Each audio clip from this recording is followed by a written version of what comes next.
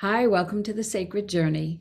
The Sacred Journey is the program that reminds you that life is a wonderful adventure, and each and every experience we have is a unique and perfect opportunity for learning. I'm Joyce St. Germain, and tonight's topic is of a more serious nature than usual, a little bit more somber. I'm calling it Ukraine in Loving Support. If you are like me, and there's nothing unusual about what I'm feeling and how I'm responding to the events going on in Ukraine, I think most of us are feeling incredible sadness, horror, maybe even a little helplessness. I'm trying to share with you some things that I've been doing that I have felt a little relief or comfort, but in a practical way. Now you'll see that I have some sunflowers, the national flower of Ukraine, that a sweet friend and neighbor gave me that incredibly have been staying alive for quite a while. I wanted to have them here, like in your face, not your face, my face, but in a way that I can't ignore. I can't overlook, not even for a second. And if you're viewing this, then maybe you are able to see and be reminded what this is about. One thing that I have found is people who are incredibly sensitive and empathetic that, let's say, live in the United States or some other non-war affected or war-torn country are grieving, are suffering in some way. I have always said, and you've heard me talk about it many times, empathy is only helpful to give you some information. So in feeling empathy, and it's hard not to, you see the news, watching anything on TV, even if it's local news, there's something about it. National, international news, there's something about it. Newspapers, something about it.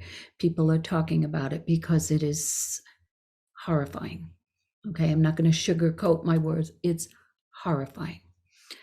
When you get that moment of horror, pain, grief, shock, whatever it is, immediately acknowledge it. And you could be talking to God, the universe, the all that is, creator, great spirit, whatever you connect with or to or believe in. I immediately say thank you. Thank you for coming to my awareness and reminding me that we are all connected. What happens to one happens to all. We may not be living there, but it is happening to us. That's why you feel it. That's why you can't ignore it. That turns empathy into, and I'll give you a few more steps, compassionate action. As soon as I say thank you for coming to my awareness, reminding me we're all connected, I immediately ask for a prayer or a blessing for the person or the people, the animals, that part of the earth, wherever. I'm not just talking Ukraine. I do this for many, many different things, but we're going to settle on Ukraine because it's so desperately needed right now.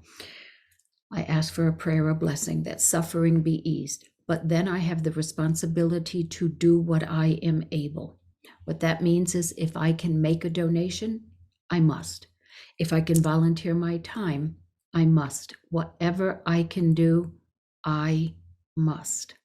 And to take it one step further, whenever I have a meal, even a glass of clean water, or tuck myself into a warm, safe bed at night, or have the capacity to feed my dog healthy food, whenever I do any of that, I do it and ask for blessings for others, that they may know that same joy or blessing that I am experiencing.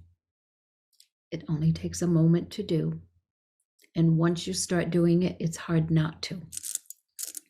So when you're having food, offer your gratitude for it and ask that all know that same blessing that you've just been given. Do it right up until you go to bed at night. You're in a safe bed. There's not a missile that's going to be flying through.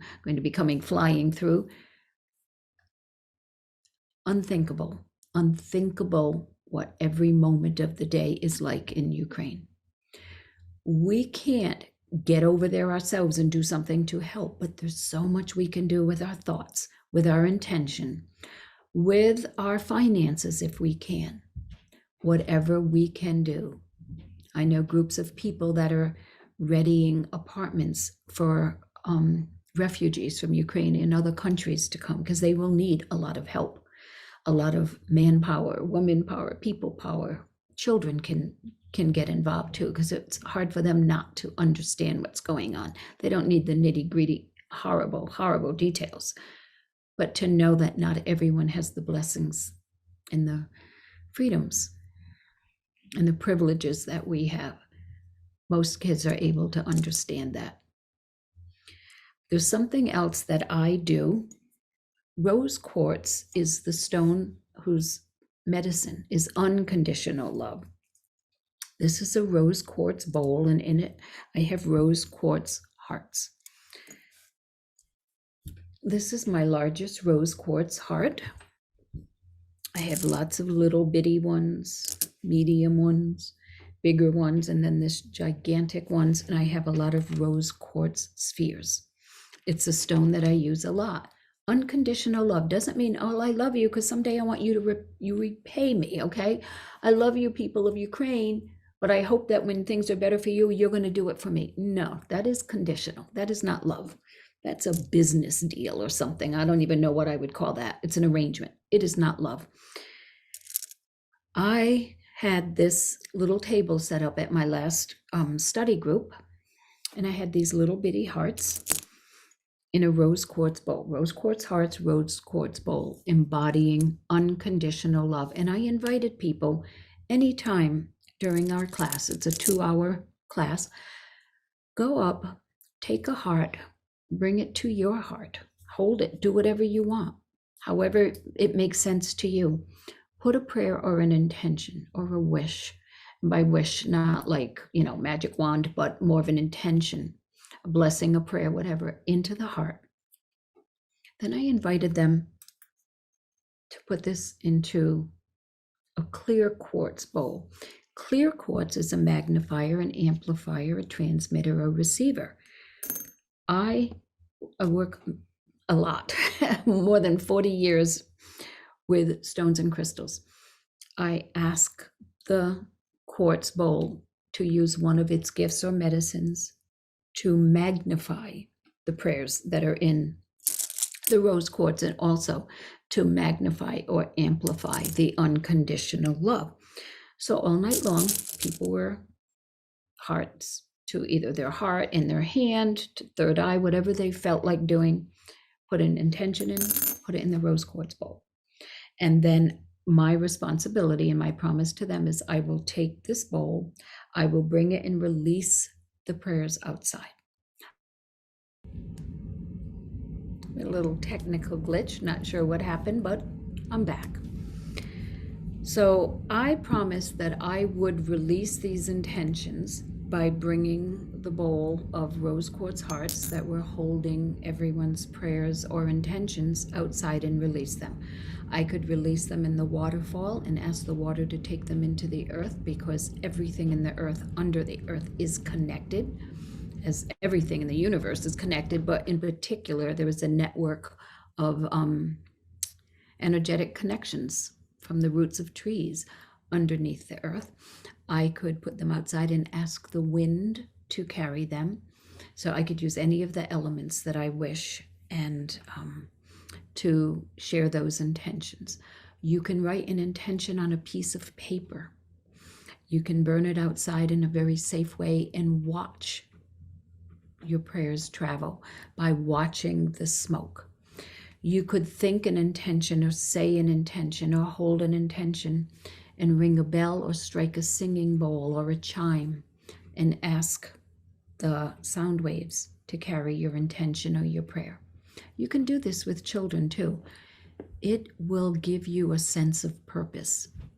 It'll give them a sense of purpose. It'll take away some of that helplessness. I don't know what to do. I wish I could do something. For at least a month, maybe more. I'll see what I can manage. All of the proceeds of all of my workshops and study groups are going to Ukraine. My special place in my heart is for the animals. It doesn't mean that I'm not also contributing to the people and, Save the Children and other organizations that are helping. But at first, everything went to, because I wasn't hearing about too many animal groups.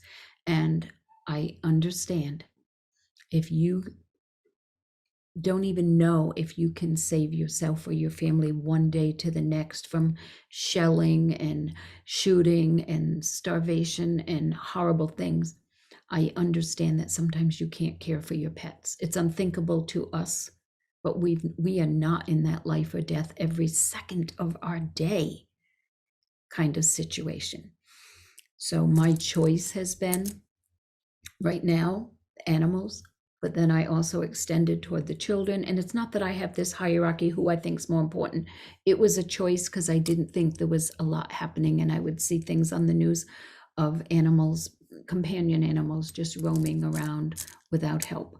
I'm happy to report that there are many animal organizations and agencies that have rescued animals, taken animals, even gotten them out of the country, and are helping to rehome them and care for them. Help in whatever way you can, even if it's a prayer. A prayer is no less effective than a financial donation. If you don't want to call it a prayer because it feels too religious, a spiritual intention, an acknowledgement that when one suffers, we all suffer, and when one celebrates, we all celebrate.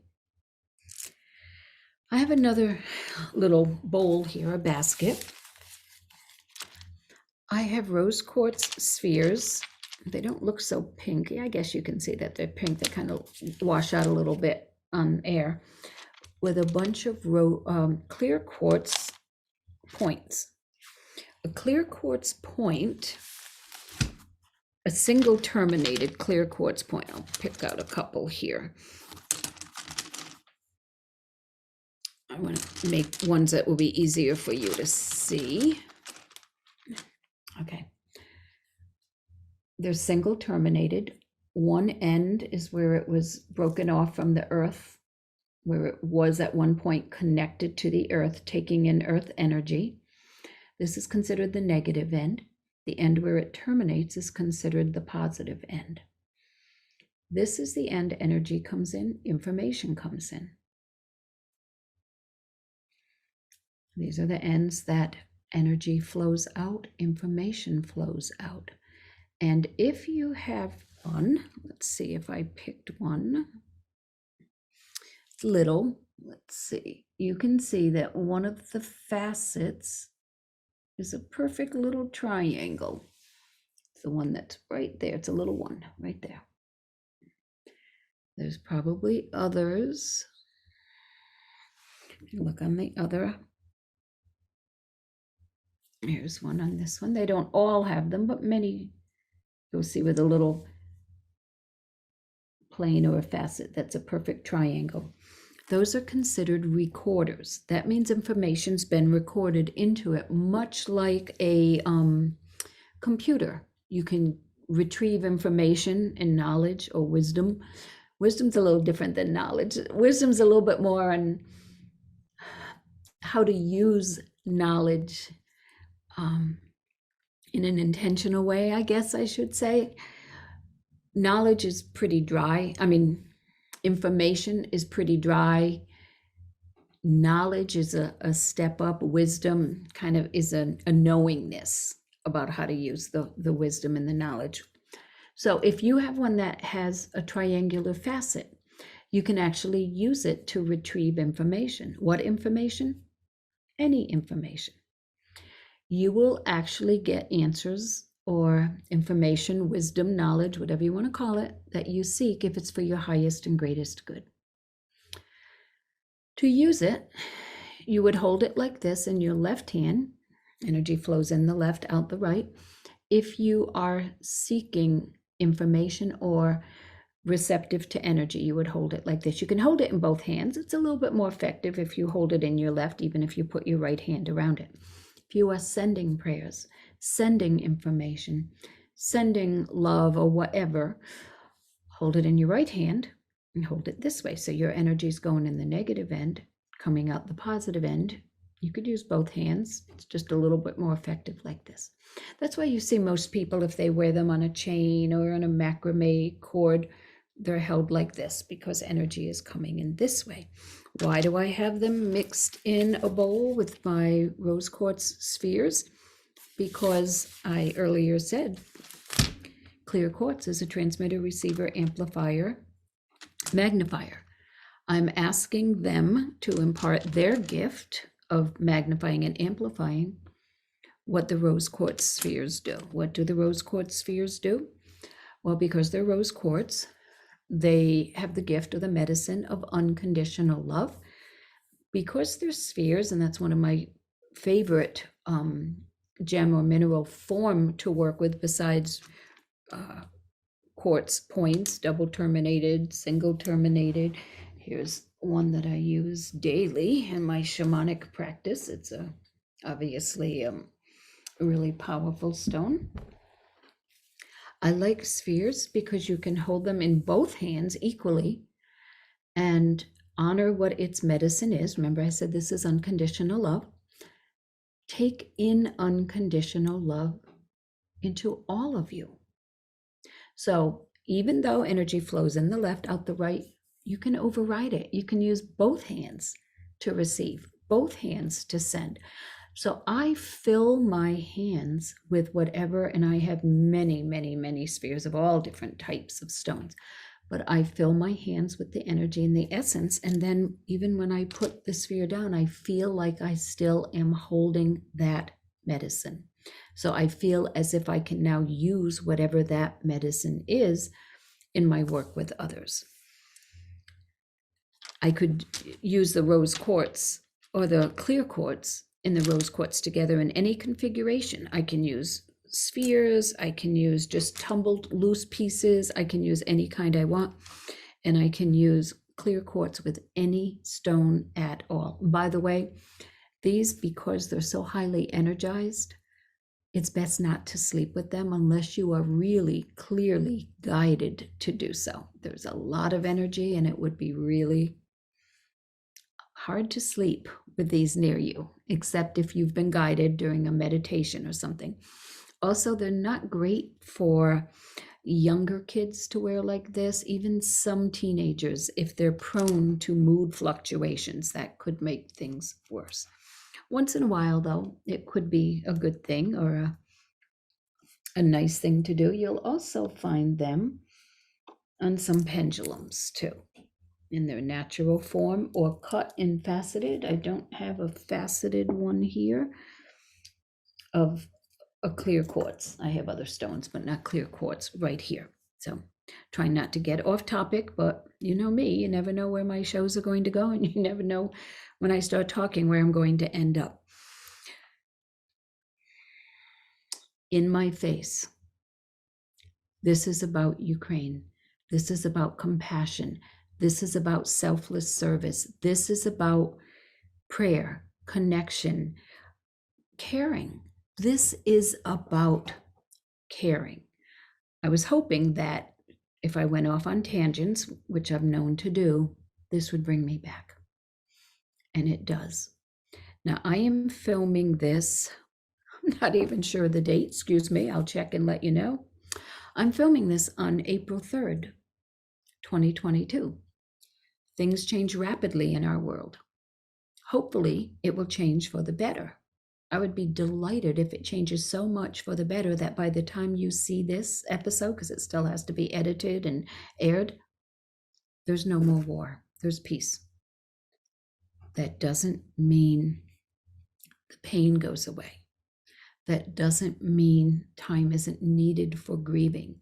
But if other people help carry someone's grief, if we hold them with love, if we hold them with prayer, it doesn't erase the grief, the grief, excuse me, it doesn't erase the grief, but it just provides a place of safety and comfort while they are grieving. We will hope for the best. We hear words of courage. We hear words of love. We hear feats of unbelievable heroics and compassion and caring and action.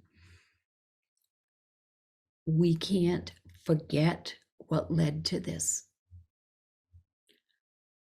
I think this is not going off tangent, but I hadn't planned on doing this show today. I just decided I had to. I felt like it was a way that I could at least step forward and try to do more than I'm doing.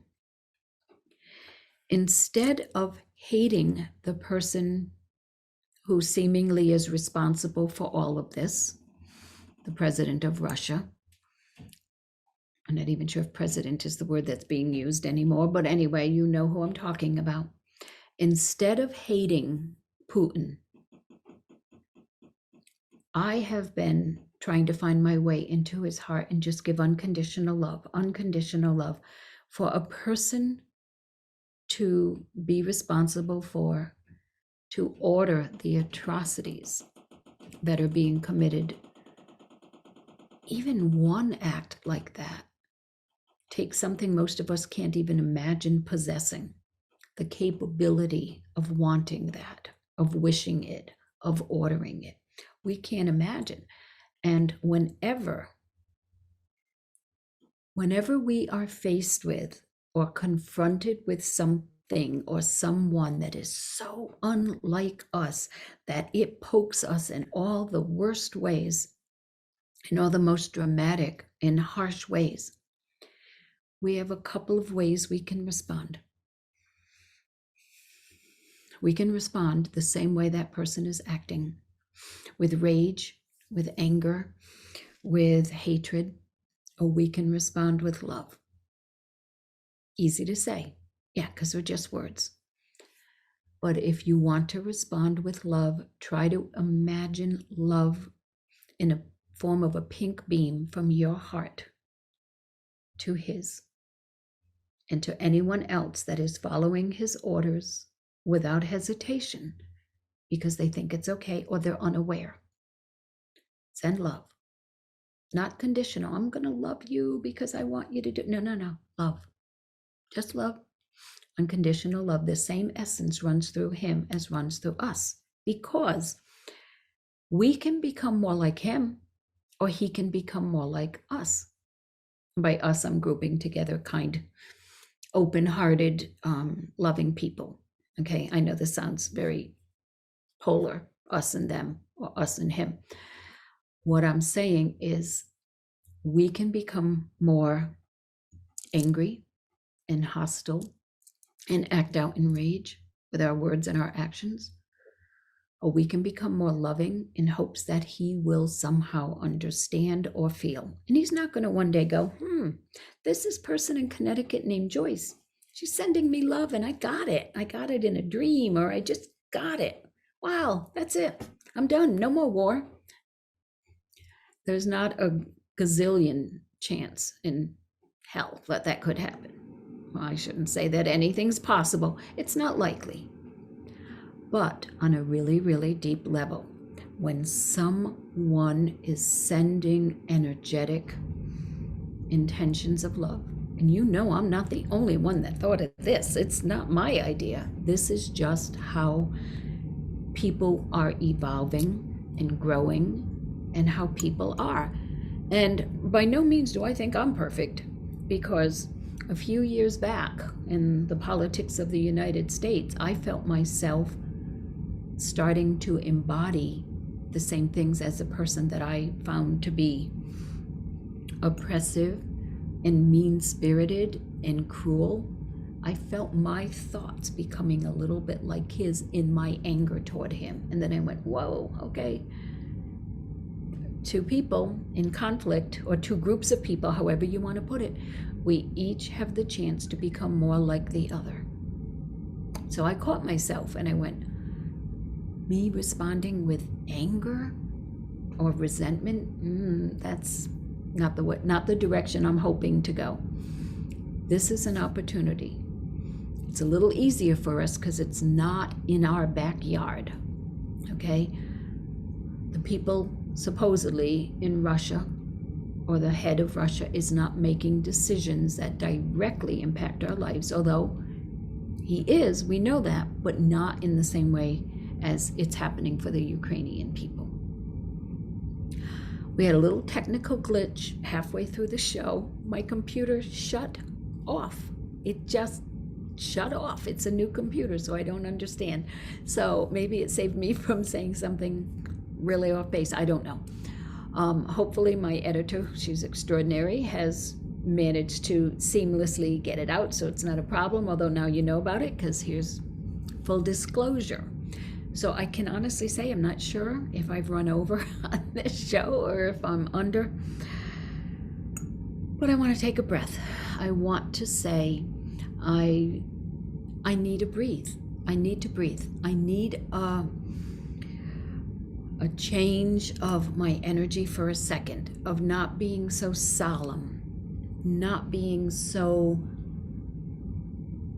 focused on the horrors. I want to end by focusing on the love, on the possibility, on the unity. One more thing. Sometimes when someone dies in a way that's very public, the world knows about it. And I don't mean a famous person, I mean an ordinary person dies in a way that many, many, many people are touched by it. Strangers, because they see it, they hear about it.